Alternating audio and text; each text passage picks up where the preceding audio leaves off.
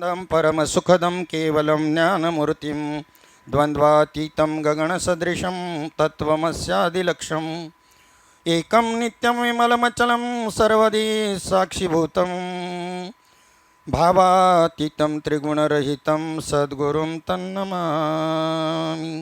श्रीपादनाथं गुरुराजवर्यं मुमुक्षूणां ज्ञानदानैक्यदक्षं श्रीघोटिक्षेत्रे निवासनं तन्नमामि वेदविद्यां वरिष्ठं सद्गुरुनाथ भगवान की जय।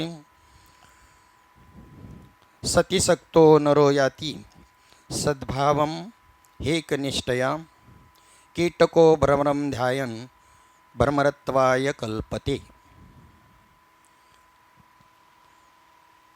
सर्व साधू संतांनी हे उदाहरण दिलेले आहे, जे आद्य शंकराचार्यांनी ते दिले. चिंतन कसं असायला पाहिजे, कीटकाचं आणि भ्रमरीचं हे उदाहरण सर्व संतांनी, त्यातल्या त्यात माऊली ज्ञानोबारायांनी अभंगवाणीतून दिलं, नाथ महाराजांनी ओवीमधून दिलं, तुकोबारायांनी गाथाप्रमाणामधून दिलं, आणि तेच आद्य शंकराचार्यांनी या श्लोकामधून दिलं की भगवंताचं चिंतन करत असतानाचा ध्यास कसा असायला पाहिजे. विषयाच्या ध्यासाचा परिणाम भगवद्गीता सांगते. विषयाच्या ध्यासाने काय होतं त्याचा परिणाम भगवद्गीता सांगते. ध्यायतो विषयान् पुंस संगस्तेषुपजायते संगात संजायते काम कामात क्रोधोभिजायते क्रोधात भवति सम्मोह सम्मोहात स्मृतिभ्रमः स्मृतिभ्रंशात सर्वनाशो बुद्धिनाशो बुद्धिनाशात प्रणश्यति. बुद्धीला खूप जपायला पाहिजे बरं आपण, सामान्य नाही. बुद्धी किती जपायचे, आणि बुद्धीवर जे संस्कार तयार होतात तेच आवरण तयार करतात बुद्धीला. बुद्धी त्या तत्वाला जाणू शकते का आणि बुद्धी जाणू शकत नाही का, विचारसागरमध्ये उपोद्घातामध्येच त्याचं उत्तर दिलं. जी अनावृत्त बुद्धी आहे ती परमात्म्याला जाणू शकते, आणि जी आवृत्त बुद्धी आहे, जी या बुद्धीवर आवरण आहे, ती त्याला जाणू शकत नाही. जाणण्याच्या रीतीमध्ये बी दोन फरक आहेत.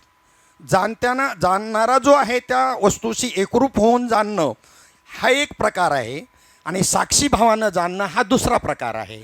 दोन्हींची साधकाला आत्यंतिक आवश्यकता आहे. हे ग्रंथ साक्षी भावातून तयार झालेले आहेत.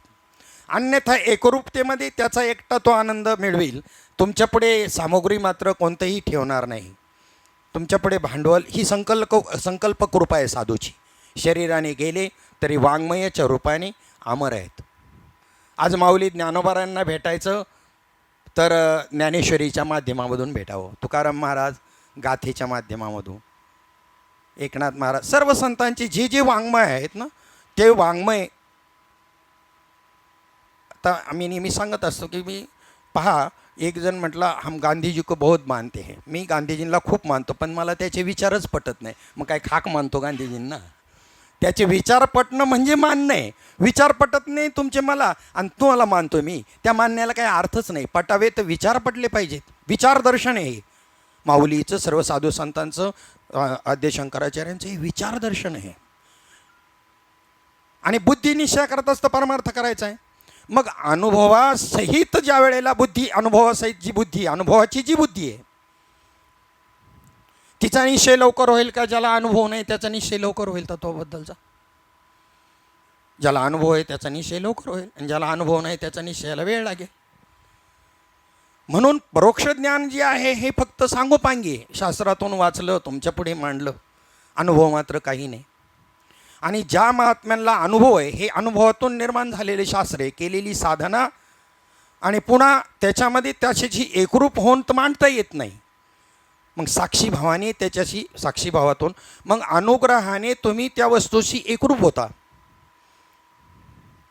बोलणं खुंटून जातं, बोलणं राहत नाही. म्हणून आपण चिंतन करताना त्या स्थितीमध्ये आपली वाचा पांगुळते, किंवा ही जास्त सात्विक भाव निर्माण होतात. सर्व ही तत्त्व जी आहेत ना, ही सगळी जी त्याला जाणायला निघालेली जी तत्त्व आहेत, स्थूलापासून, स्थूलदेहापासून म्हणू तर सूक्ष्मदेहापर्यंत सगळी जी आहेत, तर ती तिथे एकदेशी आहेत.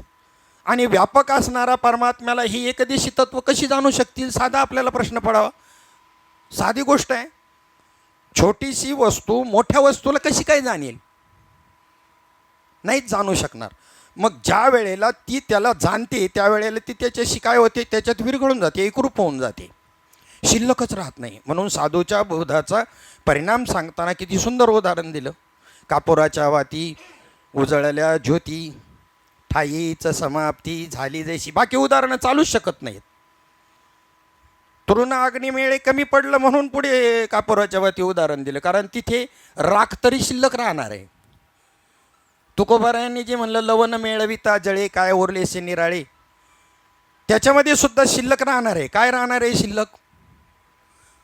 पाण्यामध्ये एकरूप झालं ते लवण मीठ, पण त्या ठिकाणी ज्या वेळेला तुम्ही चव घेतली तर क्षारतेच्या रूपाने शिल्लक राहील ना, म्हणजे गुणधर्म सोडले ना, म्हणजे त्यालाही स्वरूप दर्शन म्हणतच नाही. जिथे काही शिल्लक राहतं ते स्वरूपाचं दर्शनच नाही.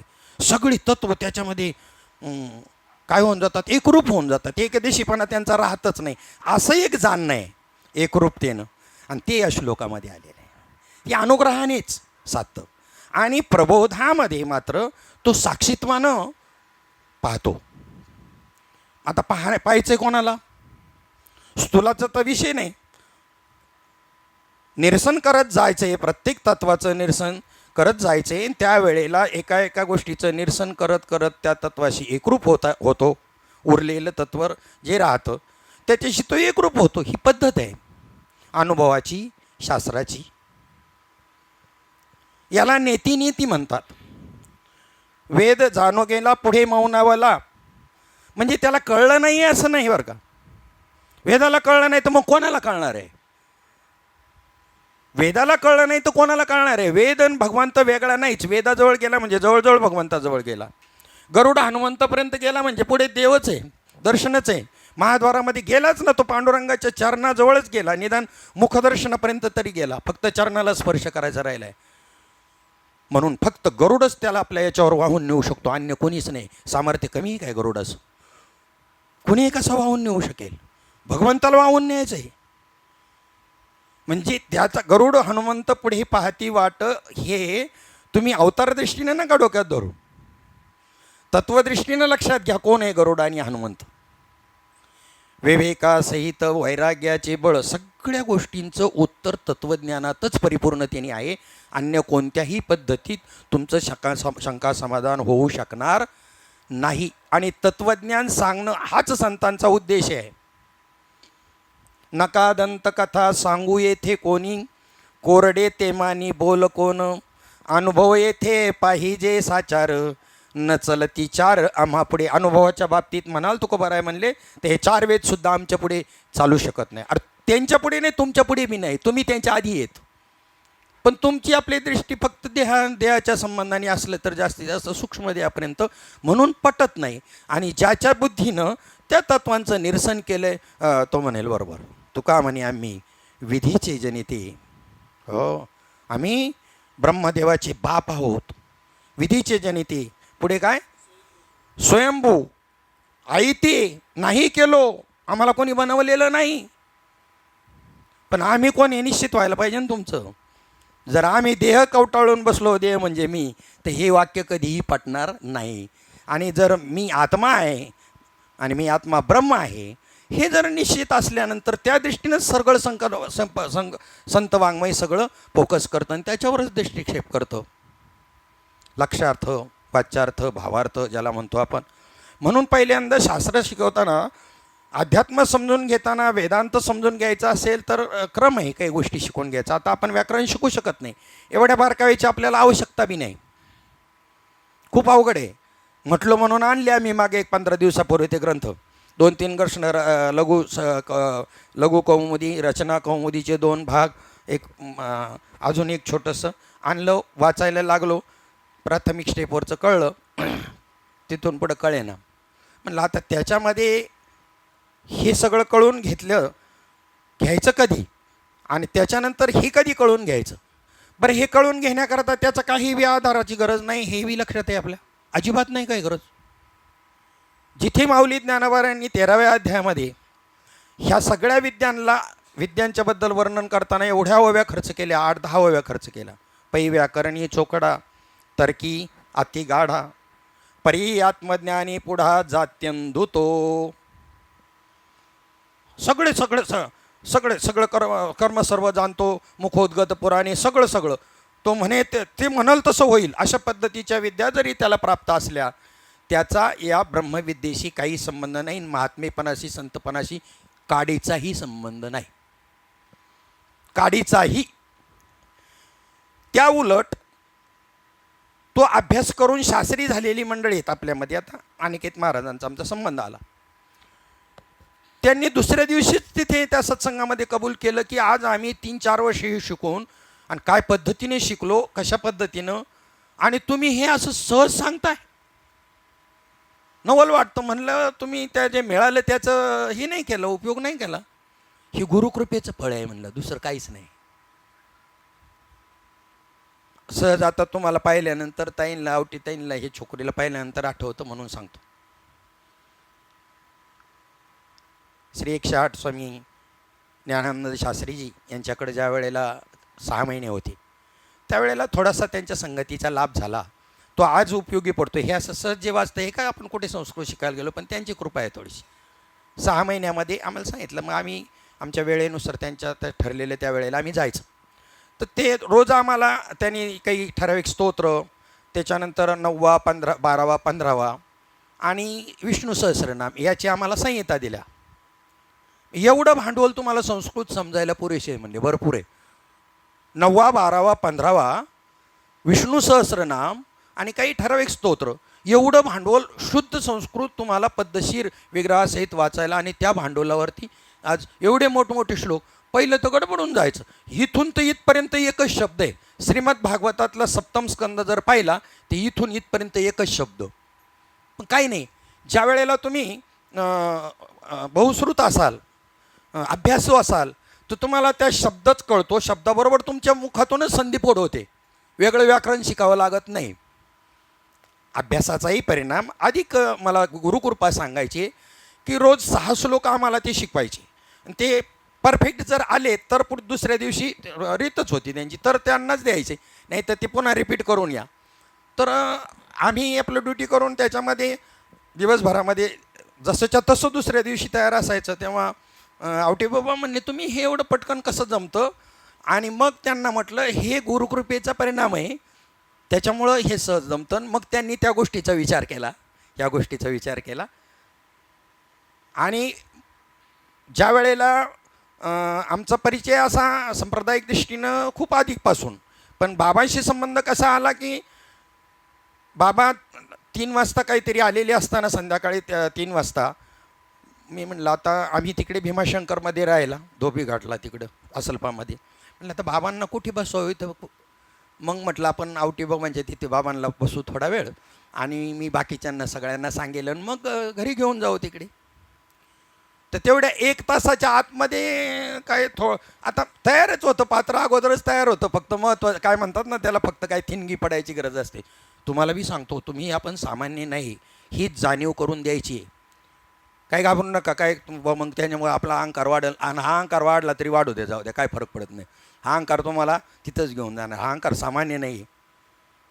अहंकार धरी सोंपन एरवी सर्व अहंकार नरकालाच नेणार आहे सगळे. तुका म्हणे नरकी घाली अभिमान, पण हा वगळला आहे. कारण ह्याला जोड आहे, आपल्याला प्रेमाची जोड आहे ना. नुसतं ब्रह्मविद्या नाही किंवा ज्ञान नाही आहे नुसतं, त्याला जोड कशाची आहे? प्रेमाची आहे. आणि ज्ञानामध्ये दोष नाही येतो. आपण जी ओवी म्हणतो ना, नीट त्याची बारकाईने विचार करायचे. बोलणाऱ्यावरती तर खूप जबाबदारी आहे. नवल अहंकाराची गोठी विशेष न लगे अज्ञाना पाठी, सज्ञानाचे झोंबे कंठी, नाना संकटी नाचवी. मग कशाला त्या ज्ञानाकडं कोण जाईल? कशाला सांगा, जर असं आहे तर कोणत्याही बाधक वस्तूकडे जाईल कशाला त्या ज्ञानाकडे जा, असाच विचार करेल ना. आणि ते तर तद्विद्धी प्रणिपातेनं ते ज्ञान पैगा बरवेन, त्याच्याकरता किती आटापिटा करायला सांगितलं आहे. ज्ञानप्राप्ती लागी व्हावे आतिनीचे म्हणविता, उच्च सिद्ध नव्हे, असे अनेक प्रमाण आहेत.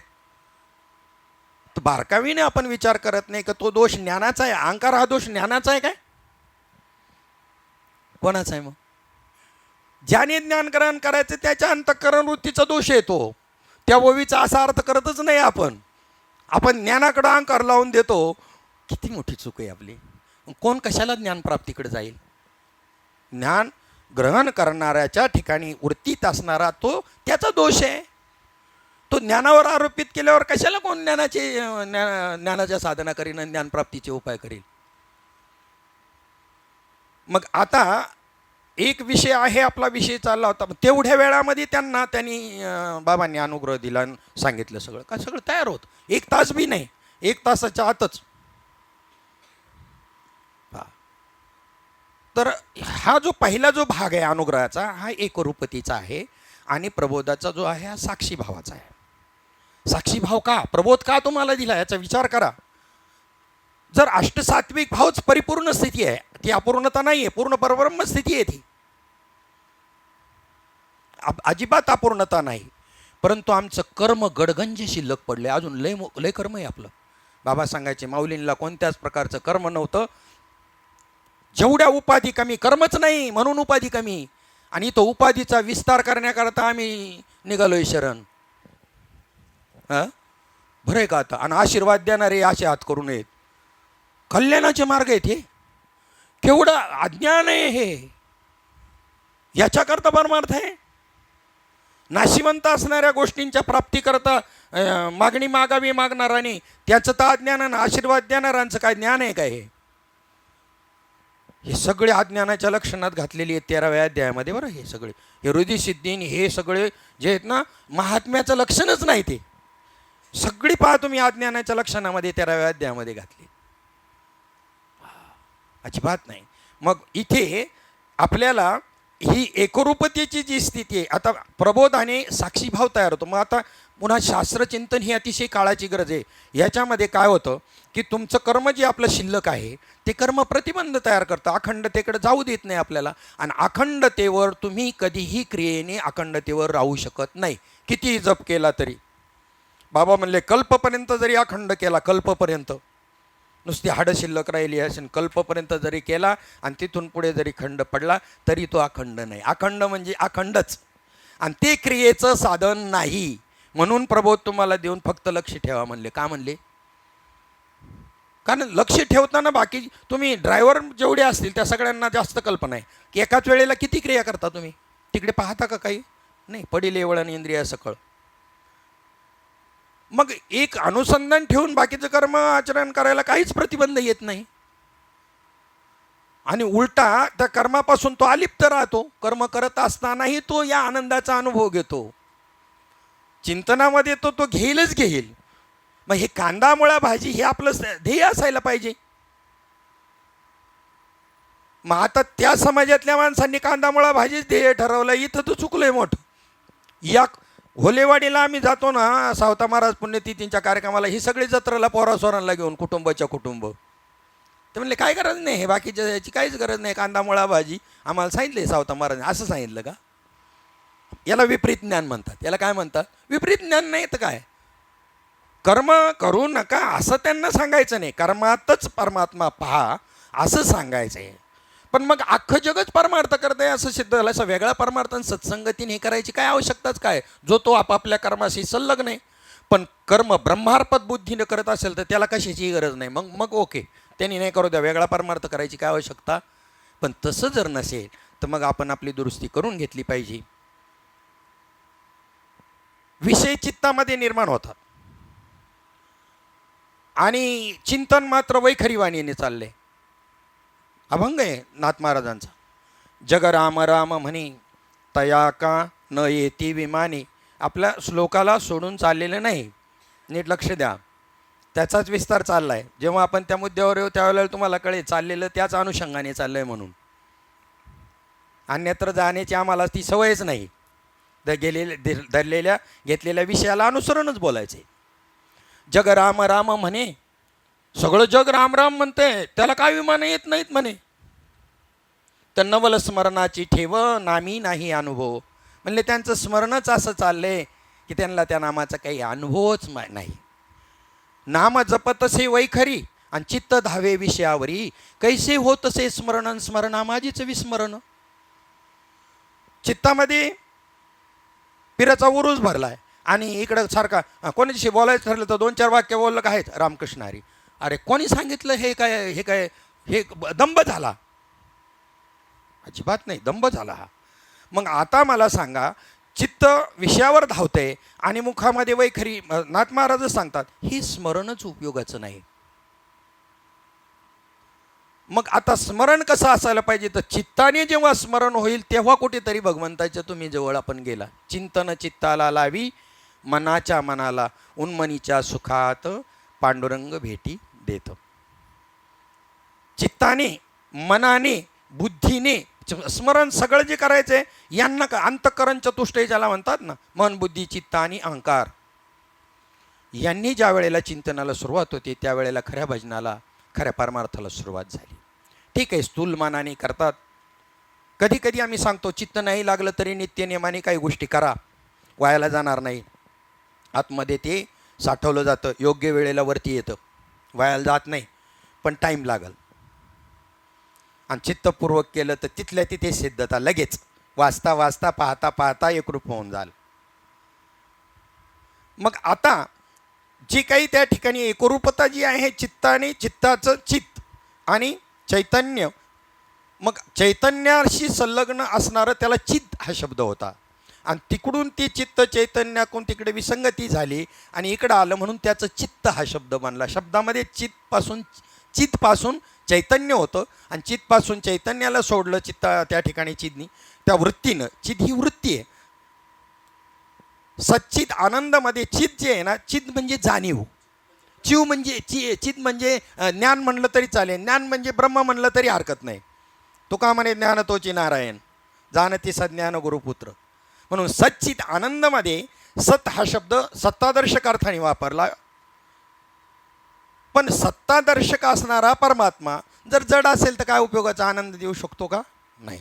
मग तो कसा असला पाहिजे? ज्ञानघन असला पाहिजे. म्हणून चित स्वरूप सांगितलं. सत्स्वरूप असावा अधिक तो चित स्वरूप असावा.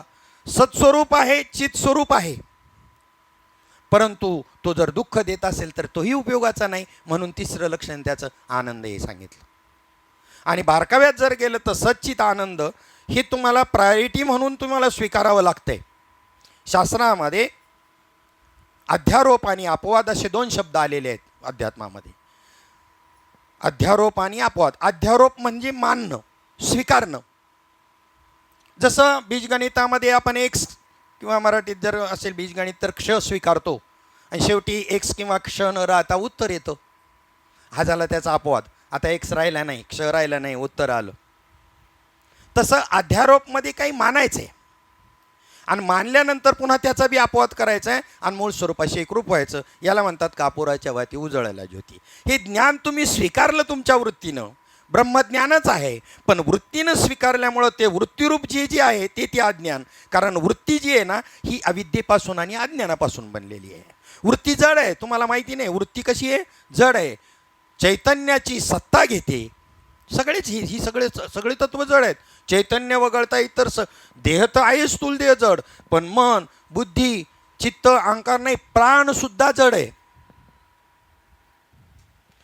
प्राणसुद्धा जड आहे. म्या हलवल्या प्राणो हले ह्या प्रमाणाने तर सिद्धता होईलच होईल, परंतु प्राणा वाचून जर तुम्ही साधना केली तर प्राणा वाचून बराच वेळ जिवंत राहता येईल. एरवी प्राणा वाचून शक्य तरी एका जिवंत राहणं. झोपेमध्ये आपल्याला आपला प्राण चालू असतो. मग चोर चोरी करून गेलेला कळतो का आपल्याला प्राणाला? आपल्या नाही कळत.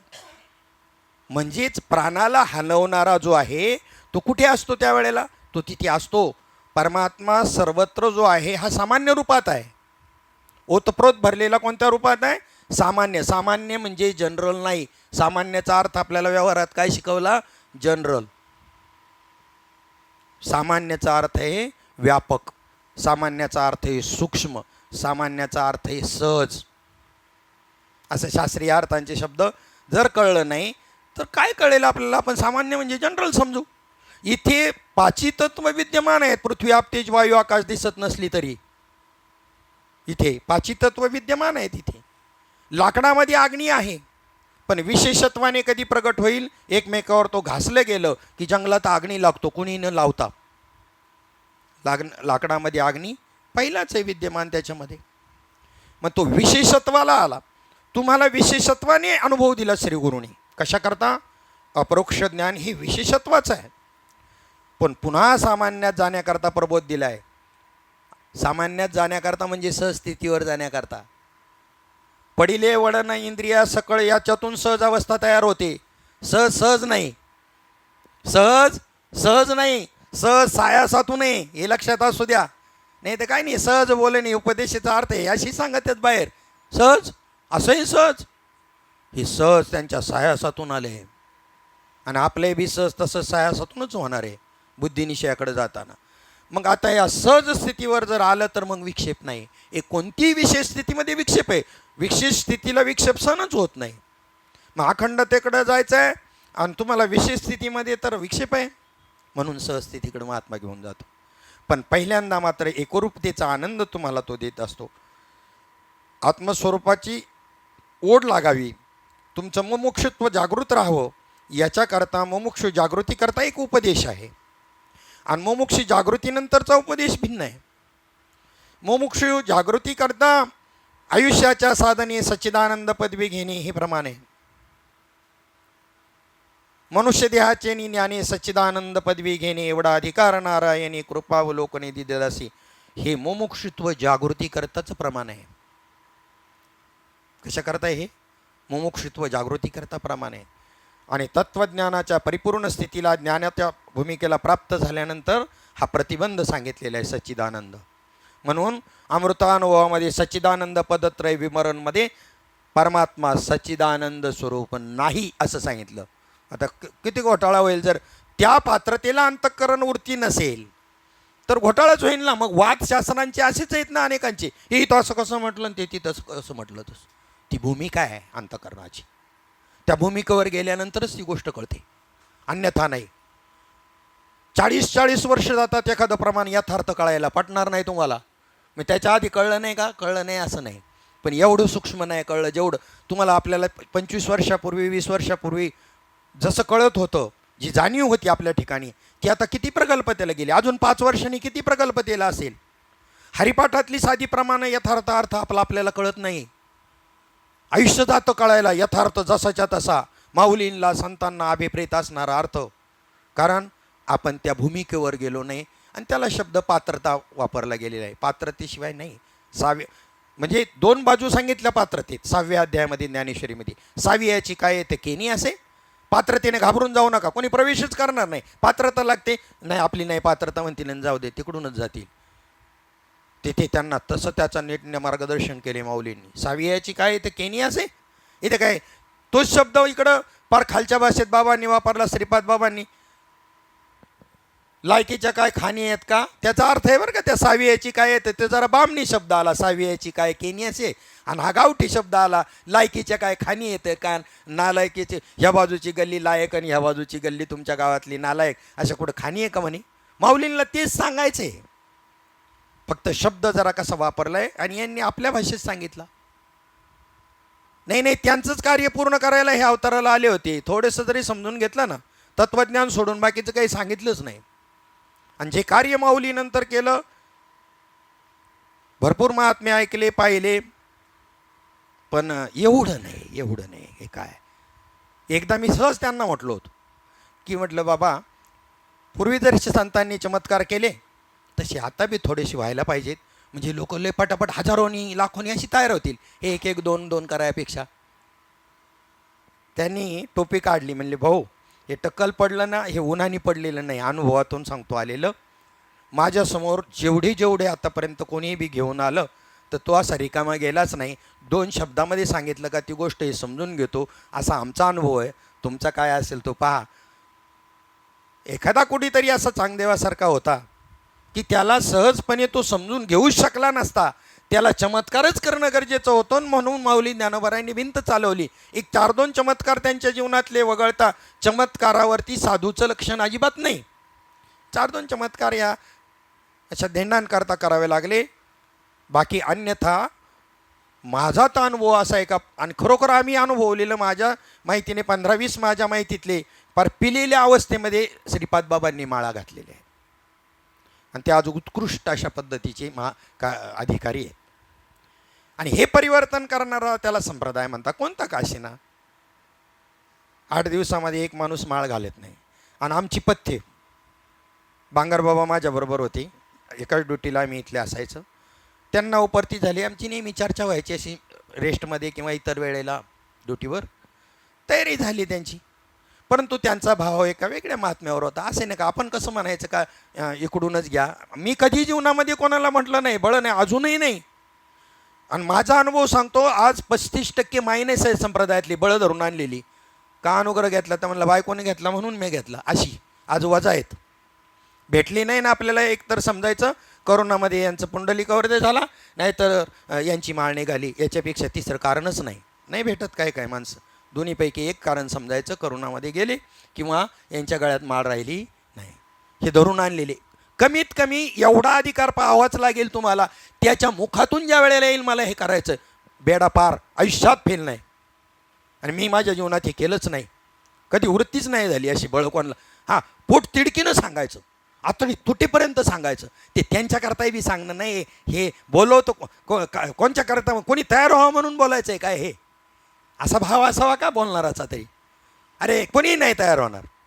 कोणाकरता काय करता, कोणाकरता करायचं आहे? आपल्याकरताच प्रत्येकाने करायचं आहे. समाजाची जी काही परिवर्तनाची जी गोष्ट चुकलेली आहे ना, ती इथेच चुकामुक झालेली आहे. सभे आपणाची रीता आणि रडे पुढीलांच्या हिता. आणि समाज सुधरवायचा म्हणजे कसा सुधरवायचा असतो माहिती का? एकेकाने आपण तयार होत जायचं आणि अशी वेष्टीची समष्टी झाली की तो सुधारलेला समाज बरोबर टिकून राहतो, तो खरा समाज सुधारक आणि समाज सुधारला. नाहीतर आपण अपूर्ण आणि समाज सुधारावाला निघालेला जो असतो ना, तो संपूर्ण समाज त्याच्याबरोबर तसाच नासला जातो. खूप कठीण आहे ही गोष्ट, परंतु त्याच्या कर्मावरती सोडलेली आहे. तिलाही जबाबदार सांगणारा नाही. पण मुमुक्षत्व हा अधिकार पाहिलाच पाहिजे, हे माऊलींचं आहे म्हणणं आहे. पण त्याचा भाऊ करतील बराचसा, केला ना समाजाने, म्हणून तर त्या ठिकाणी त्यांना त्याचं असं उद्बोधन करावं लागलं. वैराग्याचा एवढा भाऊ केला, विवेकाच्या संबंधाने एवढा भाऊ केला, आणि कठीण आहे परमार्थ असं सांगितलं. कसं काय माणसं प्रवृत्त होतील सांगा? कठीण आहे, कठीण आहे, पण अशक्य नाही. चंचलही मन कृष्ण प्रमाथी बलवद्रीडम या श्लोकावरती ज्या वेळेला शंका अर्जुनाने घेतली, अर्जुनाचीही शंका आहे, अर्जुन मोहाची आहे, त्यावेळेला भगवंतानी अनुमोदन दिलं ना. कठीण आहे मलाही मान्य आहे, पण मात्र अशक्य नाही. काही शब्द आहे, अशक्य नाही. तुम्हाला सांगू, खरा वारकरी पंढरपूरचा असा असावा ना की त्याला पंढरपूर येऊच नाही असं वाटावं, तो खरा वारकरी आहे. अरे पंढरपूर आला म्हणजे भजन संपलं रे. परमात्म्याला काय करता? खरी गोडी येते त्याच्या भजनात आहे, त्याच्या चिंतनात आहे. परमात्म्याच्या दर्शनात बी गोडी नाही. काय गोडी आहे त्याच्या दर्शनात? पंढरपूर यावं वाटावं, हा उत्सुकता पहिल्या पावलाला पाहिजेच. ही तर उत्कंठा आहे, कारण अनुभवच उत्कंठेमध्ये पहा बरं का. पण भूमिका सांगतोय मी, पहिली भूमिका म्हणजे काय? PhDची भूमिका आहे का? पहिली इयत्ता म्हणजे PhD आहे का? पण पहिली शिवाय PhD आहे काय? इथेच भूमिका समजून घ्या. जर मायबापे केवळ काशी, तेने नवजावे तीर्थाशी, ही जर तिसरीच्या अभ्यासात असेल तर चौथीच्या अभ्यासामध्ये त्याच्या पुढची स्टेप असेल. चौथीच्या अभ्यासात काय असेल हे सांगतो. माता पिता बंधू बहिणी कोणी न पवती निर्वाणी. मग सेवा करून का सेवा न करून? तिसरीचा अभ्यास करून चौथीचा का तिसरीचा सोडून चौथीचा आहे? तिसरी शिवाय चौथी आहे का? मग तिसरीच्या अभ्यासामध्ये हे गृहीतच धरलं पाहिजे, आईबापांची सेवा. आमचं PhDला बी आईबापांची सेवा सांगायचं चाललंय. म्हणजे हे भूमिका कळल्या ना अभंगाच्या. केले उपकार सांगू काय, बाप न करी ऐशी माय, ही कितवीची? पुढचीच असं नाही, त्या सेवेच्या पुढच्याच भूमिका असतील ना या. माय बापे जरी उंदीर की बोका आपुल्या निज सुखा न पवती. माय बापे सांभाळीती लोभा कारणे पाळीती. जरा भूमिकांचा अभ्यास न करता जर मांडणी मांडायला गेला तर खुद भी डुबे और यजमान को लेकर भी डुबे, किंवा आधा हाकिम जान खतरे में. भूमिकाच कळलेल्या नाही. अभंगाची, ओवीची, श्लोकाची भूमिका कळली आणि भूमिकाच समजून द्यायची, बाकीचं काय. मग तुम्ही भूमिका याची समजून दिली की नंतर तुम्हाला एक एक शब्द तुम्हीच तुमचा वाचला का तुम्हालाच ते कळणार आहे संपूर्ण. तेच आहे याला प्रस्तावना म्हणतात, त्याला उपोद्घात म्हणतात, याला भूमिका म्हणतात. श्लोकाला अनुसरून निराकरण करण्याचं काम चाललं आहे. आणि मग त्या श्लोकामध्ये काय आहे तो विषय नुसता वाचला तरी क्लिअर झाला. मग सावियाची काय तर केनी असे हे म्हणत असताना केवढा आत्मविश्वास दिला तुम्हाला. अरे लहान थोरं म्हणताना केवढा आत्मविश्वास दिला. घाबरू नका. इथे काय लायकीच्या कुठे खाणी नाही तर लायक ह्या बाजूची गल्ली लायक ना लायक. पण याचा अर्थ अधिकार बाद केला ना अधिकाराची गरज नाही असं नाही. पुढे जाऊन वाचा त्याच्याच पुढच्या वेळेत. नावेक जरी विरक्तू झाला देहधर्मिणी येतू तरी तो चेथ म्हणितला अधिकारी. अधिकारी सांगितला नाही. पण अधिकाराचा बाऊ करतात. मलाच एकट्याला भाजा आणि बाकी कोणी अधिकारी नाही याच्याकरता सावियाची काय तर केनियास असं पहिलाच ठोकून दिलं, बुच मारलं. आणि मग अधिकारी सांगितला. अधिकारी सांगितलाच. अधिकाराच्या ओडवेवीनं काय सिद्धी जाय काय होव्यात. सिद्धता प्राप्तच होणार नाही अधिकार नसेल तर. आपल्याला जरी अनुग्रह प्रबोध मिळाला असला तरी आपण अधिकारी झालो असं समजण्याचं काही कारण नाही. बुद्धिनिश्चय सर्व काळ झालेला असेल मग मात्र परिपूर्ण झाला. आता मला सांगा, मिळणं आणि होणं या दोन स्वतंत्र गोष्टी आहेत की नाही. मिळणं आणि होणं दोन स्वतंत्र गोष्टी आहेत. आता एखादी मुलगी आहे, पूर्वी तसं तर तीच पद्धत बरोबर होती. कुठून कायदे बदलत चालले तर काय कुणीकडे हे कलीनेच बदलवली असतील आणि अजून कुणीकडं हा कली घेऊन जाईल सांगता येत नाही. पूर्वीच्या काळामध्ये ग्रंथप्रमाण आहेत, त्याला तुकोबराय प्रमाण देतात. 8 वर्षाच्या आतमध्ये मुलीचा विवाह व्हावा, त्याला सालंकृत कन्यादान हे सगळ्या शास्त्रांनी तुकोबरायांनी तर सांगितलंच. गंधर्व सोमाग्नी भोगिती कुमारी ह्या अभंगामध्ये पहा. आणि सालंकृत कन्यादान तेच आहे. 8 वर्षाच्या आतमध्ये त्या मुलीचं कन्यादान झालं पाहिजे. आणि त्यानंतर ही जी उत्तर भारतामध्ये पद्धत आहे, नंतर ती उपवर झाली मुलगी आणि तिच्यानंतर तिला तो गवना करायचा आणि मग त्याचं लग्नाचं कार्यक्रम करायचा आणि सासरी पाठवायची. शास्त्र शुद्ध पद्धत आहे. शास्त्र शुद्ध पद्धत आहे. आता मला सांगा, आता ही जी उपवर न झालेली मुलगी आहे, हिचा विवाह झालेला आहे, हिला संतती होऊ शकते काय. उपवर म्हणजे काय. उपवर म्हणजे अधिकार आहे त्या मुलीचा. तो अधिकाराच्या शिवाय अनुभूतीला प्राप्त होणारच नाही. अधिकार पाहिजेच.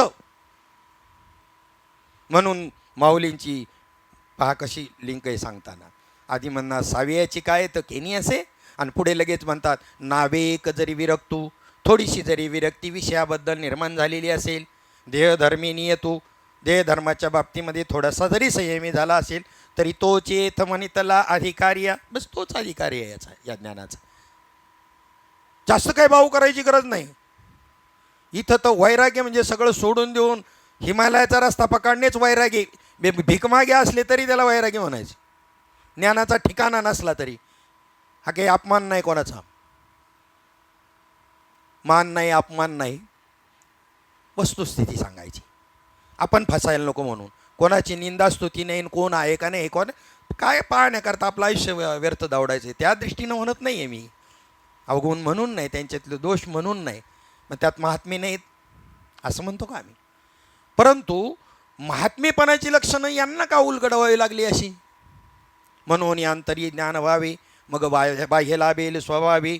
वरी ज्ञान कर्मे जोडे ऐसे के आथी. हे असं का म्हणावं लागलं. मृत जैसा शृंगारीला गाढव तीर्थी नानीला कडू दुधिया माखीला गोळे जैसा हे का म्हणावं लागलं. तर अंतरंग साधनं महत्त्वाची आहे. अंतरंग जर नसेल तर बहिरंग हे दंभ किंवा ढोंग असू शकतो. सगळ्यांकरताय, त्यांच्याच करता काय, आमच्याही करताय, सगळ्यांकरताय.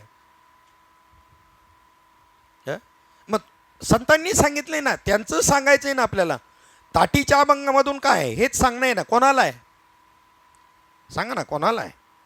त्याचाही अधिकारी आहे ना, कोणाला आहे. वरी भगवा झाला नामी अंतरी वश केला कामी.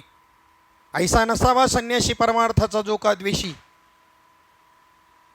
म्हणजे उद्देश लक्षामध्ये घेतला. कोणाची टीका निंदा आहे का. मुक्ताबाईला कोणाची टीका निंदा करायची आहे का क्लिअर करायचं आहे. क्लिअर करायचं आहे, यथार्थ करायचं आहे. त्या व्यक्तीला ज्यांनी संन्यास घेतला आहे त्याचा संन्यास यथार्थ असा असावा ही त्यांची इच्छा आहे. आमचं बोलणं कदाचित निंदात्मक द्वेषात्मक असेल आम्ही, पण त्यांचं मात्र नक्कीच नाही. संतांचं म्हणणं हे प्रत्येकाला परिपूर्ण करण्याचं आहे, परफेक्ट करण्याचं आहे, तो अपूर्ण राहता कामाचा नाही. म्हणून याच्यामध्ये जो अधिकारी शास्त्रामध्ये ज्या वेळेला ह्या गोष्टीचा जो अधिकारी हे तुम्हाला अधिकाराविना दिले, केवढा उदारपणा आहे साधूचा. आणि त्याच्यानंतर तुम्हाला शमदम साधन दिले. प्रबोध हे काय प्रबोध काय आहे? प्रबोध काय आहे? शमदम साधन. प्रबोध देतानाच सांगितलं हे अंतःकरणामध्ये विषय निर्माण होतील त्या त्या वेळेला ते प्रतिबंध दूर करण्याकरता याच्यावर लक्ष ठेवा. समोर आहे ते मी नाही, मी आत्मस्वरूप, मी आत्मा ब्रह्म आहे. हा त्याचा त्या प्रबोधाचा मतितार्थ आहे. श्रमदम साधन म्हणजे इंद्रिय निग्रह, मनोनिग्रह. दम म्हणजे इंद्रिय निग्रह, श्रम म्हणजे मनोनिग्रह. म्हणजे मनामध्ये जरी विषय आले तरी म्हणले ठीक आहे, मनात आले तर इंद्रियांना तिकडे जाऊ देऊ नका, इंद्रिय निग्रह सांगितलं. किती सुंदर दोन दोहे आले कबीर महाराजांचे. ते यांना पाहिलं की मला आठवतात, ते बोला असेच वाटतात. अरुण महाराजांना पाहिलं. आता 8 दिवसापासून काढून ठेवलं मध्ये ते कबीर महाराजांचं, मला मिळालं, मागेच आणलं होतं, काढून वाचायला घेतलं थोडंसं. तर त्याच्यामध्ये पहा की ह्या मनोनिग्रह आणि याच्याबद्दलचे 2 कसे दृष्टांत सुंदरपैकी त्यांनी दिलेले आहेत. ते पहा, जो तितर पत्थर चुमावे, किती सात्विक आहार आहे पहा बरं का त्या तेतर पक्षाचा. जो तितर पत्थर चुमावे, पत्थर त्याची भुकटी खातो दगडाची किंवा लाकडाची, एवढा सात्विक आहार आहे त्याचा. उसको भी सताए काम, तो जो आदमी घी शक्कर खाया उसकी तो जाने राम. म्हणले जर एवढा पथ्य पाळणारा हा तितर पक्षी, त्यालाही जर काम सतावतो, जर तू पण असं गोड धोडण असं जर हे करणं, असं खाणं जर असेल तर त्याच्या अंतःकरणात किती काम असेल सांगा ना. किती काम असेल त्याच्या अंतःकरणामध्ये, किती काम असेल. आणि त्याच्यात पूर्ण ह्याचा दृष्टांत मनोनिग्रह इंद्रिय निग्रहाचा देताना दुसरा दोहा एक त्यांनी असा वापरला. मन गया तो जाना दे, मत जाना दे शरीर, ना खिचे कमान को तो कहाँ से लगेगा तीर. जर धनुष्याची जर रशीच ओढली नाही तर तीर कसा लागेल. मन जरी गेलं विषयाकडे तरी जाऊ दे, परंतु इंद्रियांना मात्र तिकडे जाऊ देऊ नको. तुम्हाला सांगा, पहिला स्वरूप स्थितीचा अनुभव दिलाय महात्म्याने का इंद्रिय निग्रह मनोनिग्रह शिकवलाय? पहिला अनुभव दिलाय. तुमचा जन्मसिद्ध हक्क आहे स्वरूपाचा अनुभव. जसं लोकमान्य टिळक म्हणायचे, स्वराज्य माझा जन्मसिद्ध हक्क आहे आणि तो मी मिळवणारच, तसं स्वस्वरूप हा प्रत्येक जीव मात्र नाही. जीव मात्र नाही, जीव नाहीच, जीवच सिद्ध होत नाहीये. विचारसागरचं उपोद्घात प्रकरण वाचलं ना, जीवच सिद्ध होत नाही, अज्ञान सिद्धच होत नाही. अज्ञान खंडनमध्ये सुरुवातीलाच माऊली अज्ञानाची सिद्धताच होत नाही. थोडंच उदाहरण देतो. आपल्याला मला काही कळत नाही असं ज्या वेळेला म्हणतो तो ते ज्ञानाचं लक्षण आहे का अज्ञानाचं लक्षण आहे? अज्ञानाला कळतं का मला काही कळत नाही? ते ज्याला कळतं तो ज्ञानाचं लक्षण आहे. मला काही कळत नाही असं फक्त कोण म्हणतो? ज्ञानीच म्हणू शकतो, अज्ञानी नाही. अज्ञानी तर त्याला म्हणतात ज्याला काही कळतच नाही. नाही, ज्याला काही कळत नाही हीच जाणीव नाही तो खरा अज्ञानी. याला तर जाणीव तरी जाणीवेच्या भूमिकेवर आला. आधी तर बद्धतेची भूमिका स्वीकारावी लागते. मग अशी 2 शब्द वापरले नाही, अध्यारोप आणि अपवाद. आधी स्वीकारावं लागतं. बद्धतेची ज्या वेळेला तुम्हाला स्वीकाराल बद्धता आणि बद्धताची जाणीव तरी व्हायला पाहिजे, त्यावेळेला मुक्ततेची जाणीव होईल. तशी काय मुक्त होण्याची जाणीव होईल? ज्याला काही जाणीवच नाही, दगडासारखी ज्याची बुद्धी आहे. तुका म्हणे ऐशी बुद्धी ज्याची जड, त्याहूनही दगड बरा देवा. सांगा मग ह्या अज्ञानाचं लक्षण आहे मला काही कळत नाही का ज्ञानाचं लक्षण आहे? ज्ञानाचं लक्षण आहे. अज्ञानाला कसं कळत? त्याला हे बी कळत नाही. म्हणून ह्या सापेक्ष आहेत बरं का. जी मुक्ती म्हणतो ना आपण बद्धतेच्या सापेक्ष, तशी मुक्ती नाही. आत्मस्वरूपातली मुक्ती स्वतंत्र मुक्ती आहे. आत्मा परममुक्त आहे. म्हणजे तिथे जाणीव नेणीव भगवंती नाही, म्हणजे तिथे जाणीव नावाची वृत्तीच नाही. तर मग ज्ञान आणि अज्ञान कळण्याकरता काय लागते? जाणीव लागते. एथ जाणीव करी तोची नेणे, आथिले पण मेरवी ते चिवणे, मी धालो ऐसे म्हणे तो काहीच नाही. कधी कधी आम्ही सांगत असतो की या देशामध्ये उपासमारीने जास्त लोक मेले नाहीत, तेवढे जास्त खाऊन जास्त मरत आहेत. अज्ञानाने एवढं काही नाही बिघडवलेलं जेवढं ज्ञानाने बिघडवले. आता इथे मी हा ज्ञान शब्द वृत्तीवाचक वापरतोय, स्वरूपवाचक नाही वापरत. इथेच दोन भेद आहेत. एक वृत्तीवाचक, हा परोक्ष. वृत्तीवाचक म्हणजे परोक्षच. आणि याच्यामध्ये सिद्धता झाली जेमिनीच्या आणि व्यासांच्या दृष्टांतामधून, चरित्रामधून, की त्याने पूर्वमीमांसामध्ये जो श्लोक लिहिलेला होता गुरुवरे कोंडाजी बाबांनी, मी हा दृष्टांत सांगायचे. विद्वांसमापी कर्षती, विद्वान लोक विषयाला बळी पडतात. आणि ती तपासायला दिलं गुरुजींकडं, हे प्रकाशन करायचं या ग्रंथाचं, एवढं पहा काय चुका असेल. ते म्हणले जेमिनी हे इथं चुकलं, विद्वांसम नापिकर्षती लिहिले, तू नापिकर्षती लिहिलं होतं, विद्वान विषयाला बळी पडत नाहीत, नापिकर्षती. इथं विद्वांसम नापिकर्षती पाहिजे. गुरुजी नाही, बरोबर लिहिलं आहे मी. विद्वान कशी बरी पडतील विषयाला? ठीक आहे म्हणले, मी आता प्रॅक्टिकली दाखवतो. दुसऱ्याच दिवशी हृदयसिद्धी संपन्न महात्मे वातावरणाची निर्मिती केली. जेमिनी एकटेच त्या ठिकाणी त्यांच्या आश्रमामध्ये. आणि व्यास महर्षींनी एका सुंदर मुलीचं रूप धारण केलं आणि अंगावरती पातळ कपडे झिरमिरीत घातलेली, पावसाने भिजलेली, आणि अशी त्या आश्रमाच्या बाहेर थंडीत कुडकुडत उभी आहे ती मुलगी. जेमिनींनी पाहिल्याबरोबर विद्वान समापी कर्षती तिथंच झालं. मग आत बोलवलं, बसवलं, वस्त्र दिली बदलायला, शेकायला बसले, आणि लगेच पुढचं जमाजमीच लागेच. म्हणले पण आमच्या कुळामध्ये एक असं रूढ आहे की नवऱ्या मुलाने जमायच्या आधी बैठकीलाच, आता इथं मला कोणी नाही, मला कळत नाही, माझे आईवडील लहान असतानाच वारले आणि कोणी सांभाळ केला अरण्यामध्ये, त्याचीही मला जाणीव नाही. कळायला लागलं अमक्या अमक्या गावामध्ये अमुक ठिकाणी माझा सांभाळ केला, असं सगळं सांगितलं त्याने. आणि मग पण कुळामध्ये आमच्या अशी रीत आहे, ज्यांनी माझा सांभाळ केला त्यांनी सांगितलं, अशी रीत आहे की लग्न जमवत असताना नवऱ्या मुलाने त्या नवरी मुलीला पाठीवर घ्यायचं आणि अग्नीला 5 प्रदक्षिणा, मग जमवायचं काय असेल ते. ठीक आहे म्हणले, पाहिलं इकडे तिकडे कोणीच नाही, बसा म्हणले. आणि 1 2 3 4 प्रदक्षिणा, 5व्या प्रदक्षिणेला दाढी खाली आली. आणि पाहिलं गुरुजी तुम्ही, हां मग जेमिनी विद्वांसम अपि कर्षती की विद्वांसम नापि कर्षती. खूप गोड भाषेत सांगायचे हे दृष्टांत कोंडाजी भाऊ. विद्वांसम अपि कर्षती. आणि इथेच मेळ बसत नाही, विषयावर मात करायचा माणसांचा मेळ बसत नाही. इंद्रिय निग्रह, मनोनिग्रह करायला जा, बंड करून उठतील तुमच्या समोर ती. अजिबात तसं करू नका. संतांनी सांगितलेल्या उपायाने जा, ताबडतोब काम होईल. माऊली ज्ञानोबारायांनी काय उपाय सांगितला? निग्रह सांगितलाय? अजिबात नाही सांगितलेला. त्यांनी सांगितलं या मनाची एक निकी. अर्जुना तुला सांगतो, याची एक खोड सांगतो तुला, काही चांगल्या खोडी आहेत.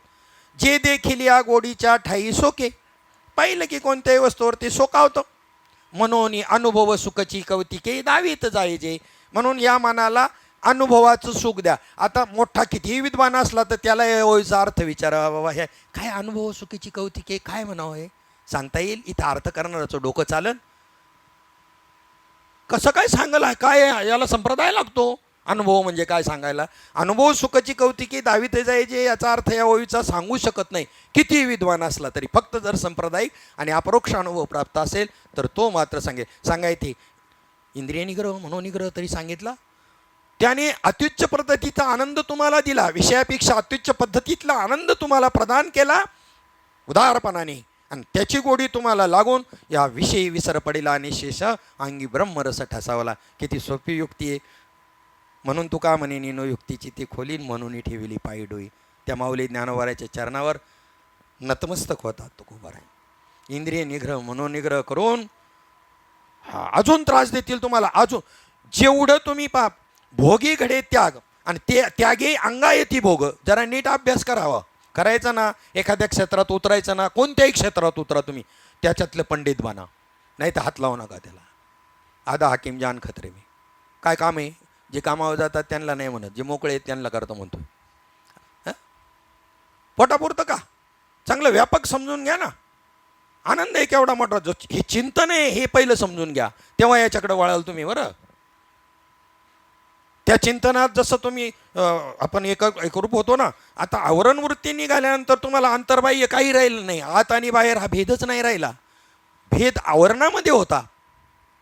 आणि या ग्रंथांचा अधिकारी कोण आहे? ज्याने अनंत जन्मापासून आणि मल आणि विक्षेप घालवला आहे साधना करून. मल कशाने जाईल? निष्काम कर्म करावं, त्याने मल दोष जाईल. विक्षेप दोष जो आहे चंचलता, हे निष्काम उपासना. उपासना करायला पाहिजे आपल्याला रोज. ध्यानधारणा ही उपासनेत मोडते बरं का, नाही शास्त्राची नियम म्हणून काही, पण ध्यानधारणा करा. पण ती उपासना, निष्काम उपासना, ही तुम्हाला विक्षेप घालवेल. असं ज्यांनी केलं आहे, पण ज्याचा आवरण दोष राहिलाय जायचा, तो यांचा अधिकारी आहे ग्रंथाचा. तो आपला तो आवरण दोष बी गेलेला आहे. मग आता तुम्हाला अंतर्बाह्य नाही राहिलेलं, असा भाग आहे. म्हणून या ठिकाणी पहिल्यांदा त्याच्यामध्ये प्रवेश आहे. प्रवेश करताना त्या ठिकाणी चित्ताचा विषय, चित्ताची देवता आहे नारायण. मन बुद्धी चित्त अहंकार यांचे जे देवता आहेत, तसं चित्ताचा विषय म्हणून नारायणाचं ध्यान, हे श्रीमद भागवत शास्त्राने नारायणाचं ध्यान सांगितलं चित्त एकाग्र करण्याकरता. आता त्याच्यामध्ये उदाहरण देताना मग जे उदाहरण दिलं ती पहा, की पहिल्यांदा आपण पाहू तुकाराम महाराजांनी जे उदाहरण दिलं, गोविंद गोविंद मना लागलिया छंद, मग गोविंद ते काया भेद नाही देवा तया. जर गोविंद गोविंद हा कशाला छंद लागला पाहिजे? वाचेला का मनाला? मनाला छंद लागला पाहिजे. मग गोविंद ते काया भेद नाही देवा तया, म्हणजे त्याची काया शरीर, हे शरीर न राहता ब्रह्मस्वरूप होऊन जातं, गोविंद स्वरूप होऊन जातं. त्याचं लक्षण तिसऱ्या चरणात सांगितलं. किती भाग्यवान आहे आपण. जर शास्त्र पाहिलं, सगळी शास्त्र साधकांकरताच आहेत. तिसऱ्या चरणात लक्षण सांगितलं त्याचं, आनंदले मन प्रेमे पाझरती लोचन. हे कशाचं लक्षण सांगितलं? मनाने ज्या वेळेला मनच भजन करायला लागलं, चित्तच भजन करायला लागले, चित्तचा काटले आटू घेत, वाचा पांगबळली जेथीच्या तेथ, आपादपा कंचुकित रोमांच आले, हे चित्ताने भजन केल्याची लक्षणं आहेत. म्हणून मनमना भवमत भक्तो, बुद्धिनिश्चय आत्मज्ञान, किंवा ददामी बुद्धियोगम तमेन मामुपयांती, ते त्या साधकाला सुद्धा मी तो बुद्धियोग देतो पुढे. जो माझं चिंतन करत जातो त्याला आता विवेकयुक्त बुद्धी, त्यालाच बुद्धी, विवेकालाच तो बुद्धियोग म्हटलेला आहे. तो विवेक देतो, आणि विवेक प्राप्त झाला की अखंडच. मग तो कर्माशी संलग्न असो, अगर भगवंताच्या चिंतनात संलग्न असो, विवेक हे तत्व असं आहे, मग तो अखंडच, त्याला विक्षेपच नाही. आता पहा ना, विवेक म्हणजेच चांगला विचार केला तर. सगळे हे वाक्य वापरतात, बाबा असे सांगायचे, पण त्याचा अर्थाचा मात्र काही परिणाम करून घेत नाही. चांगला विचार म्हणजे विवेक. त्याला ते दोन उदाहरणं द्यायची. थंडीच्या दिवसामध्ये कपड्यांचा व्यापार, ब्लँकेट, हे गरमचे स्वेटर, कपडे, याचा व्यापार करणारे दोघं जण मित्र गावोगाव फिरायचे गठोडं घेऊन डोक्यावरती. मग अति थंडी, एका खेडेगावात मंदिरामध्ये झोपण्याचा प्रसंग आला.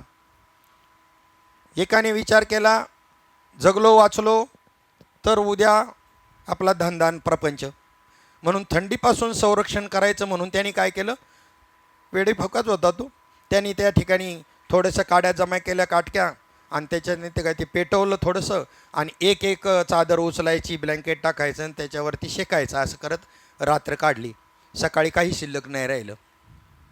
आणि दुसऱ्याने सुद्धा विचार केला, याचा विचार चांगला आहे ना, थंडीपासून संरक्षण करण्याचा विचार केला ना त्यांनी. सरसलामत तो पगडी 50 हा विचार करूनच त्यांनी ते जाळले ना कपडे सगळी.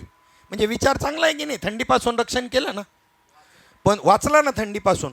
दुसऱ्यांनी पण विचार केला. त्यांनी असा विचार केला की त्याने खाली 8-10 ब्लँकेट खाली टाकले, वरून 15 घेतले, फक्त तोंड उघडं ठेवलं श्वास कोंडू नये म्हणून, आणि रात्रभर थंडीपासून संरक्षण केलं. जरा घड्या पडल्या होत्या, त्या उजरल्या, व्यवस्थित घातल्या, प्रेस केल्या इस्त्रीवाल्याकडे नेऊन, पुन्हा धंदा करायला मोकळा.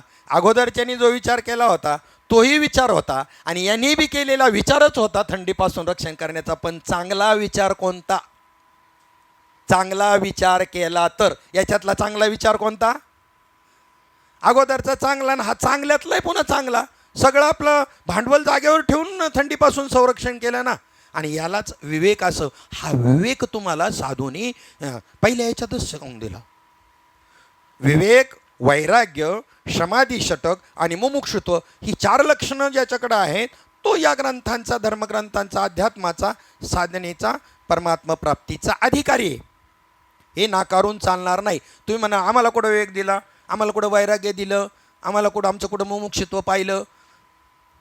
तेच तर सांगतोय ना, त्यांनी उदारपणाने दिलं. तरी उपवरचं उदाहरण मी कशा करता दिलं आता लक्षात येईल तुमच्या.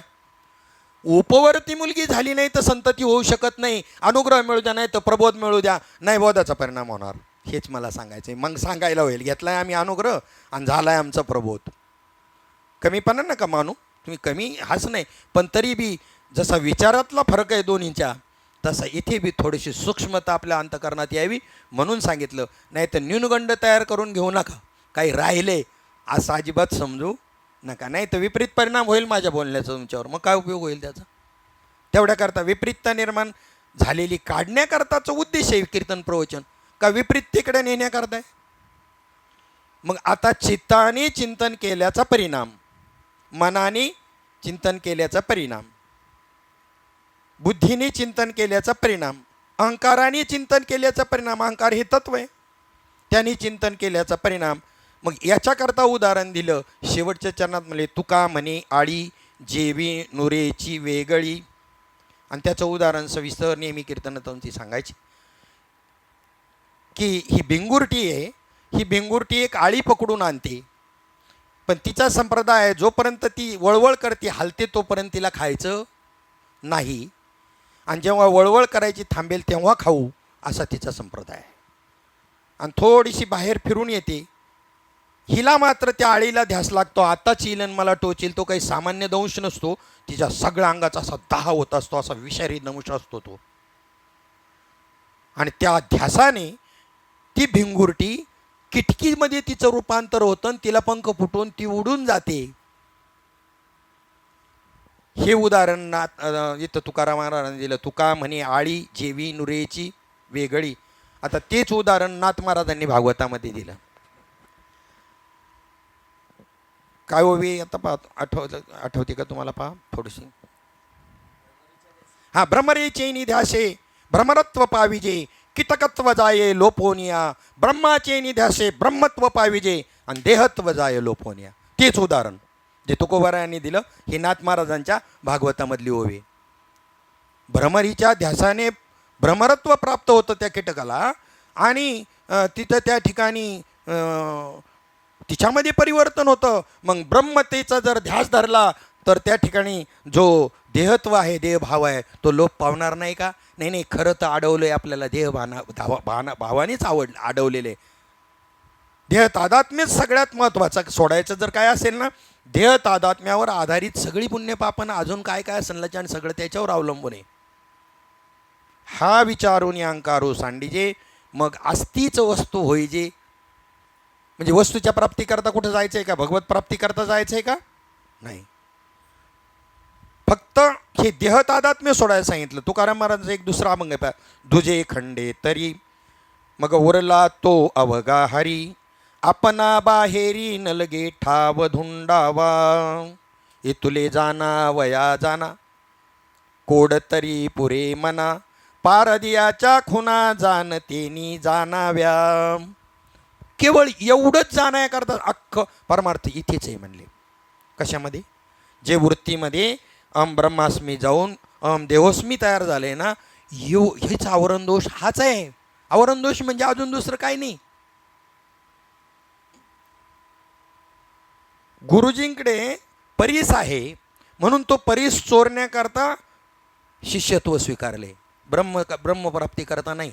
एकाने काय चोरण्याकरता शिष्यत्व स्वीकारले, परीस उडवायचा.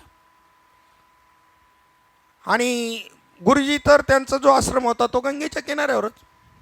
पहाटे 3:30ला ब्रह्ममुहूर्तावर गंगेत स्नानाला जायचे. गंगेतल्या स्नानाचा प्रकार आहे, त्याच्यामध्ये कोणत्याही प्रकारे चूळ भरायचा नसतो. बाहेर चूळ भरायचा पाणी घेऊन, कपडे धुवायचे नसतात. नर्मदा परिक्रमे पाहायला भेटेल, खूप अलौकिक महात्म्य आहे आणि पाळतात लोक. आणि बुडी मारायची फक्त, बस. बाकीचं त्याच्यामध्ये पोहायचं नाही किंवा थुकायचं सुद्धा नाही, तर त्या गंगा स्नानाचं त्याचं पुण्य, अन्यथा नाही. कशाकरता सांगत होतो? परीस चोरायला गेला. 5-7 मिनिटामध्ये तर महात्मा लगेच यायचा. जमतच नसं, काय करावं. तेवढ्यात सुद्धा तो सावधान राहिला. त्यांची चावी विसरून राहिलेली होती तिची बाजूला कपाटाची. बस तेवढा वेळ त्याला पुरेसा होता. तो चांगला ट्रेनिंग घेतलेला चोर होता, नवशिका नव्हता. तेवढा वेळ भरपूर होता त्याला. 10 मिनटं भरपूर झाली म्हणलं. तेवढ्या वेळामध्ये त्याने ते कपाट उघडलं, पाहिलं तर रुमालामध्ये तो परीस होता. पण तिथे त्याला शंका निर्माण झाली. म्हणलं हा परीस कसा असेल, कारण जर लोखंडाच्या कपाटामध्ये जर हा ठेवलेला जर आहे तर ह्या लोखंडाच्या कपाटाचं सोनं व्हायला पाहिजे होतं.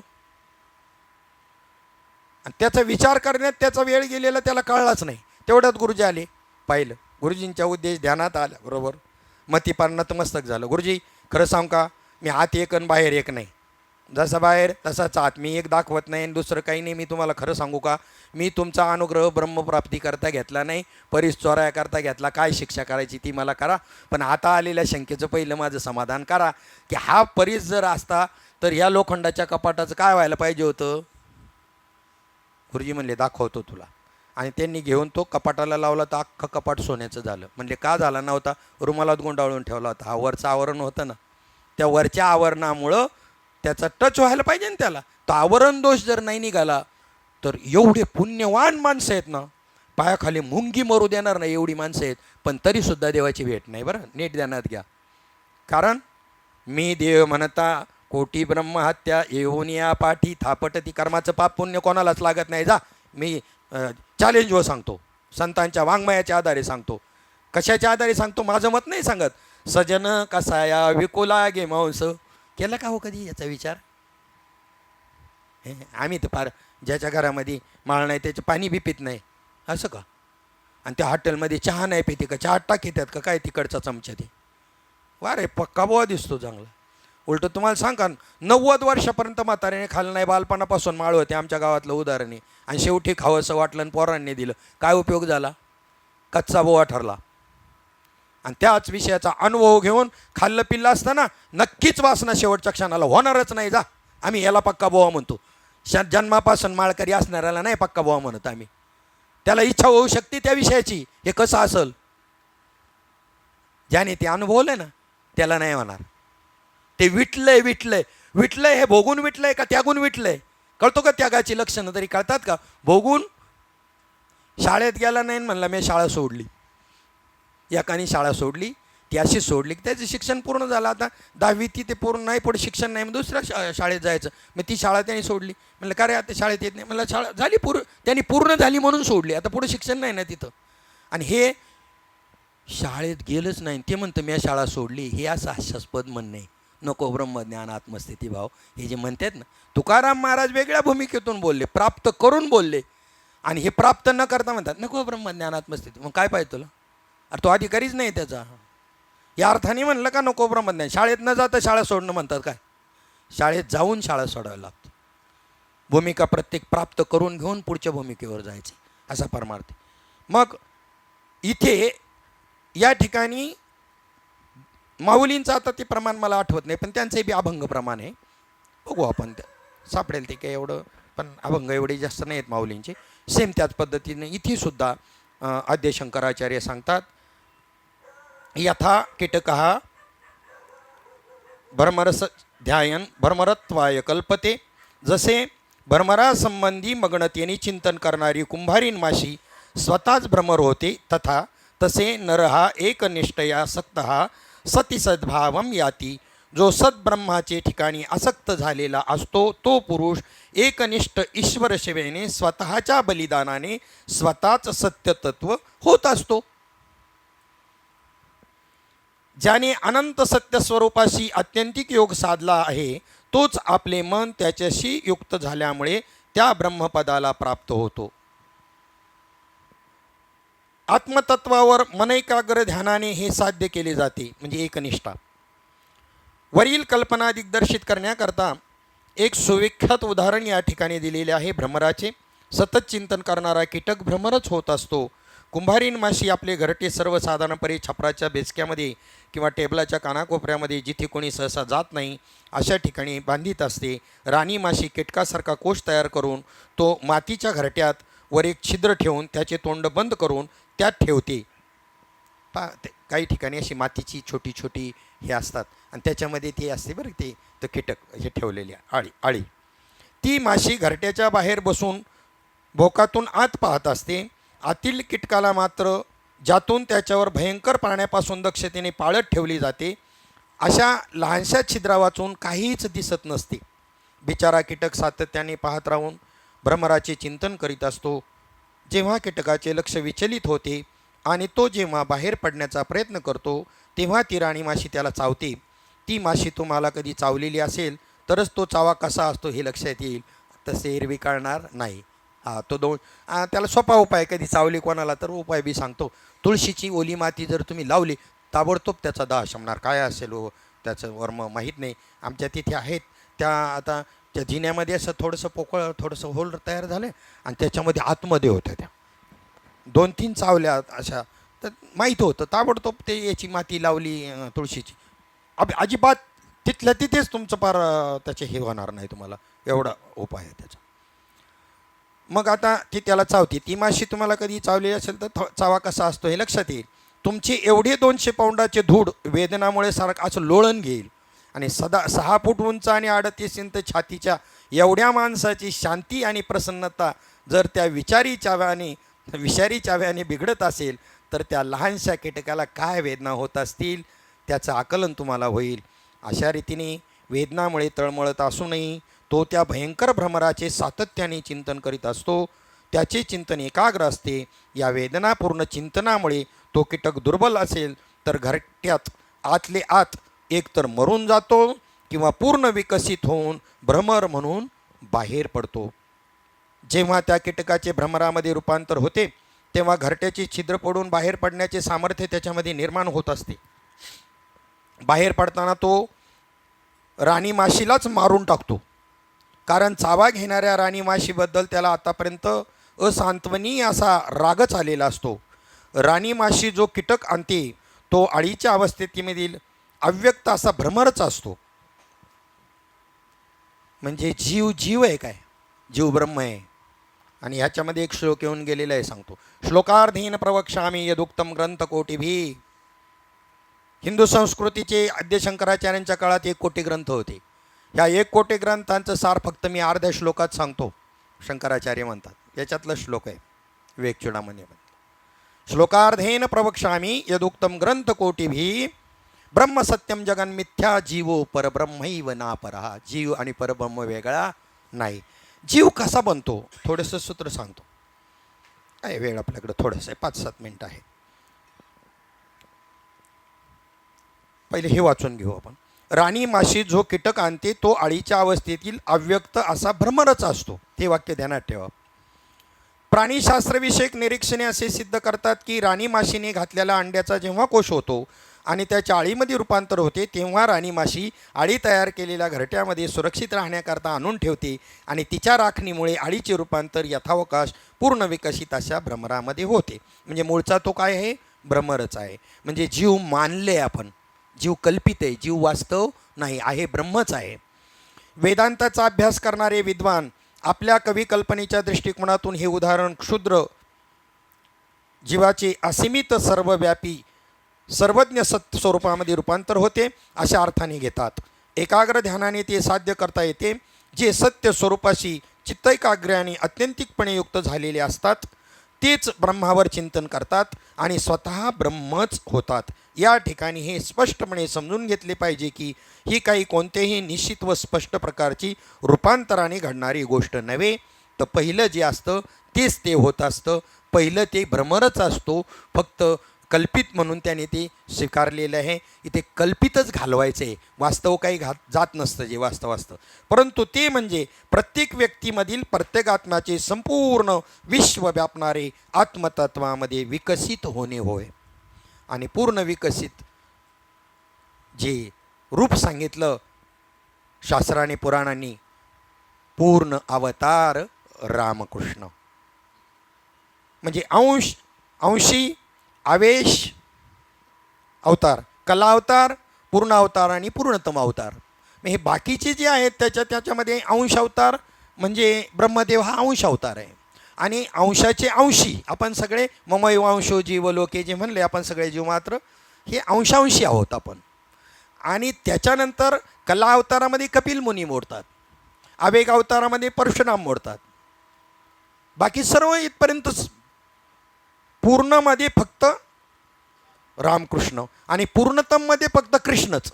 याला सुद्धा मर्यादा पुरुषोत्तम म्हणलेलं आहे.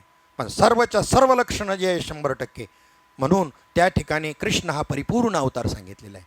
फक्त कृष्णच परिपूर्णतम. तसं इथे की जो पहिलाच परिपूर्ण आहे, पण कल्पनेनं आपण कल्पनेपासून कल्पिला जो ठेवान तेने पडे गोवा नेने हरी, किंवा कल्पना अविद्या तेने झाला जीव आणि मायोपाधी शिव बोली जाती. चला त्या मुद्द्यावरच बोलून जाऊ, राहिले थोडंसं 4 वेळा तरी चालतील, काही हरकत नाही. श्रीगुरूचं हे प्रत्येकाचं कर्तव्य असतं. हे 5 भेद प्रत्येकाला निरसन करून गेले पाहिजेत, किंवा त्यांचं अभेदत्वाने चिंतन समजून देणं गरजेचं असतं. जीव, ईश्वर आणि जड. मग जीव जीवाचा भेद, जीव ईश्वराचा भेद, जीव जडाचा भेद, जड ईश्वराचा भेद, असे हे जे 5 भेद आहेत, हे भेद नाहीत. कसे भेद नाहीत आणि अभेद कसा आहे हे समजून देणं म्हणजेच परमार्थ आहे. आता पहा, व्यापकतेने जे आहे तुमच्या या उपाधीच्या बाहेर जे आहे त्याला, आता याला जर तुम्ही जीवात्मा म्हटलं शरीरातल्या याला, तर बाहेरच्याला आत्मा म्हणा. याला जर जीव म्हणलं तर याला आत्मा म्हणायचं.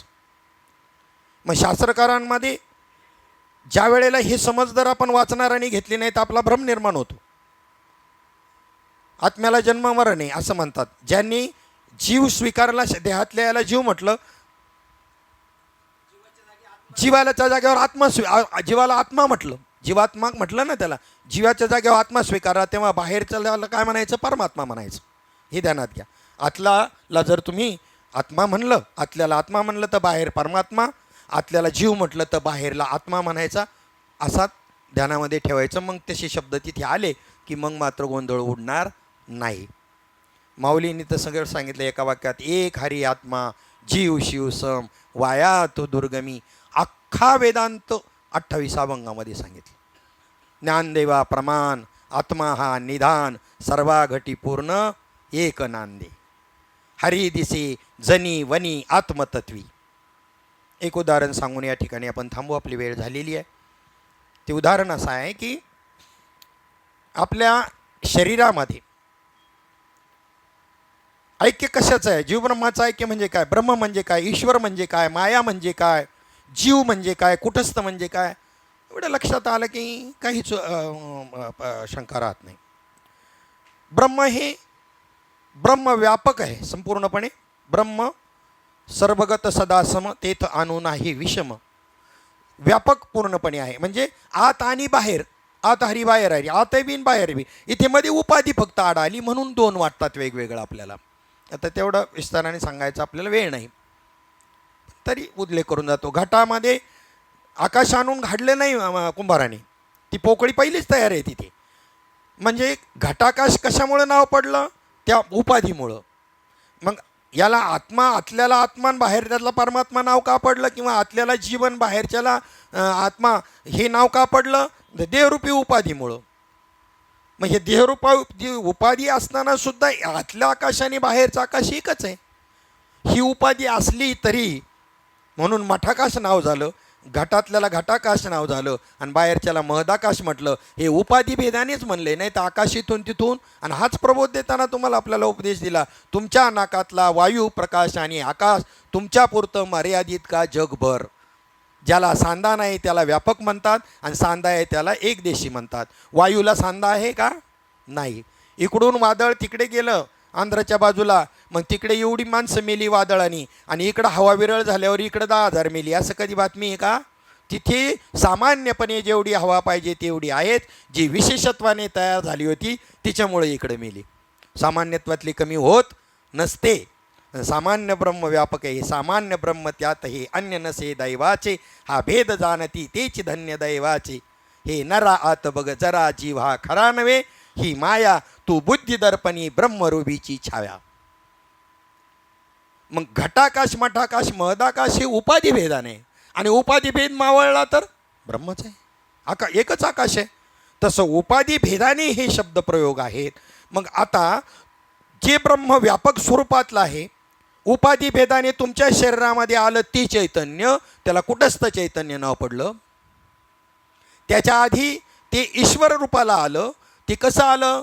त्याला त्याच्या ठिकाणी ज्या वेळेला एकट्याला म्हटलं नाही, एकोहम बहुश्याम, एकट्याला कर्मेना म्हणून बहु व्हावं अशी इच्छा निर्माण झाली. हा संकल्प जिथे निर्माण झाला त्याचंच नाव माया. आणि त्या उपाधीचा स्वीकार त्या ब्रह्म चैतन्याने केला तर त्याला ईश्वर हे नाव प्राप्त झालं. पण ईश्वर कधी मायेमध्ये अडकला नाही. त्याच्या लीला आहेत, जरी तशा झालेल्या असल्या तुम्ही त्या दृष्टीनं पाहता म्हणून, पण ते त्यात सापडलेले नाहीत. ते तुम्हाला आपल्याला दाखवण्याकरता केलेले आहेत. ते त्याच्यात ईश्वर त्यात कधीही अडकला नाही.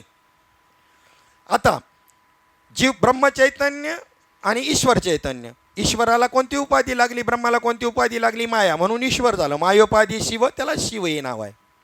आणि जीव, ज्या वेळेला जीव हा काय, जीवाला अविद्या उपाधी लागली. म्हणजे तुमच्या शरीरामध्ये कुटस्थ चैतन्य जे आहे, त्या कुटस्थ चैतन्यानं काय केलं? त्या कुटस्थ चैतन्यामध्ये त्या ठिकाणी आता जीवाची व्याख्या केलेली आहे विचारसागरमध्ये.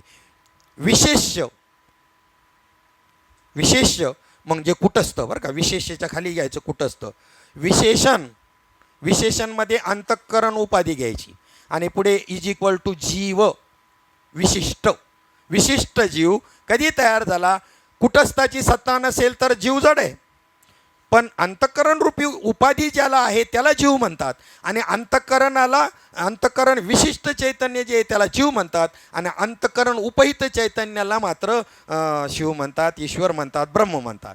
म्हणजे उपाधीचा परिणाम जो आपल्यावर करून घेत नाही त्याला काय म्हणायचं? ब्रह्म म्हणायचं. आणि तुम्ही उपाधीचा परिणाम ज्याने करून घेतला त्याला जीवदशा ही संज्ञा प्राप्त झाली आणि तो जीव झाला.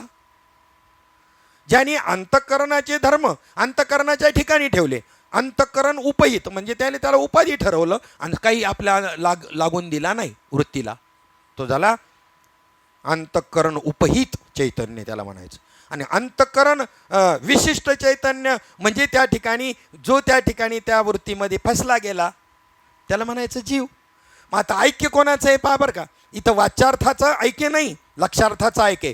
तुमच्या शरीरामध्ये जे कुटस्थ चैतन्य आहे त्याचं ब्रह्मचैतन्याशी ऐक्य आहे. ह्या ऐक्याला काय हे नाही, बाकीचे संबंधाने डोक्यात घेऊच नका. मग आता याला एक उदाहरण देऊन आपण या ठिकाणी थांबूया. धरणाच्या ठिकाणी जे पाणी आहे, नदीच्या ठिकाणी जे पाणी आहे ते तुमच्या गावच्या टाकीमध्ये आलं. पाणी कुठलं आहे?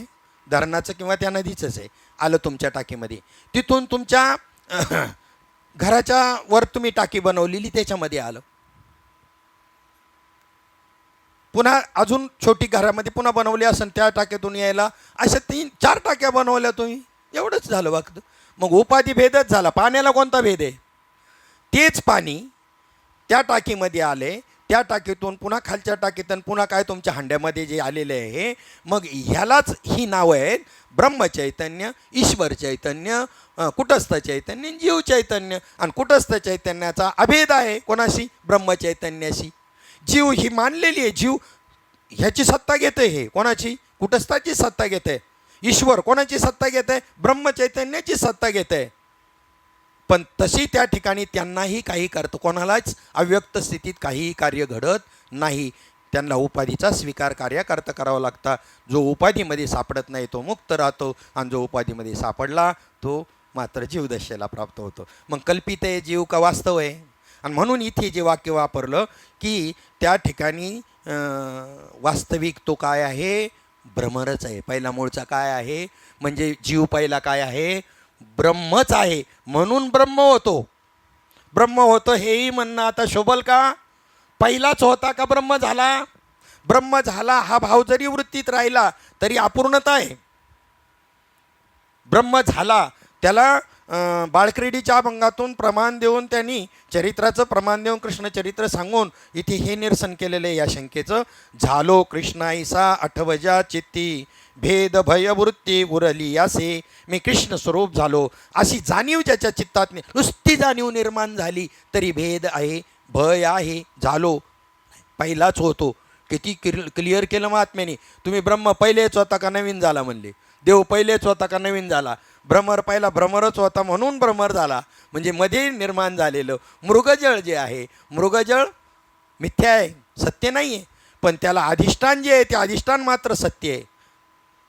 अधिष्ठानाची सत्ता घेऊन हे आपल्यावर स्वार होतात वृत्तीवरती आणि आपल्याला जीवदशेला आपणच आपले येतो जीवदशेला. आपापना घात करू शत्रू झालो मी दावेदारू. असो, आपले वेळ या ठिकाणी 5 मिनटं उलटी जास्त झालेली आहे, याच ठिकाणी थांबू. इथपर्यंत आपण या पेजपर्यंत वाचले.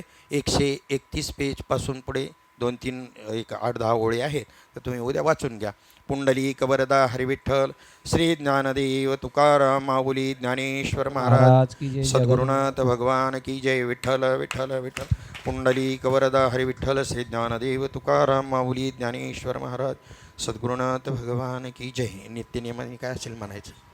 आता विश्वात्मके देवी येणे वाद्यज्ञ तोषावे तोषो निमज जावे बसाय दानही हे कलांची व्यंकटी सांडो दया सत्कर्मी गती वाढो होता परस्पर पडो मैत्र जीवांचे दुरितांचे तिमिर जावो विश्व स्वधर्म सूर्य पाहो जो जे वांछिल तो जे लाभो प्राणी जात वर्षत सकळ मंगळी ईश्वर निष्ठांची मांदियाळी अनवरत भूमंडळी भेट तया बुता चला कल्पतरूंचे आरव चेतना चिंतामणीचे गाव बोलते जे अर्णव पियुषांचे चंद्रमेघे आलांछन मार्तंड जे तापहीन ते सर्वाई सदा सज्जन सोयरे होतु किंबहुना सर्व सुखी पूर्ण होऊनी ती लोकी भजितो आदि पुरुषी अखंडित आणि ग्रंथोपजीवी विशेष लोकीये दृष्टादुष्ट विजय भोवावेही केतमणे श्री विश्वेश्वराहो होईल दान पसाओ येणे वरे ज्ञान देवो सुखिया राहला येणे वरे ज्ञान देवो सुखिया राहला येणे वरे ज्ञान देवो सुखिया राहला. हरि ओम शांती शांती शांती.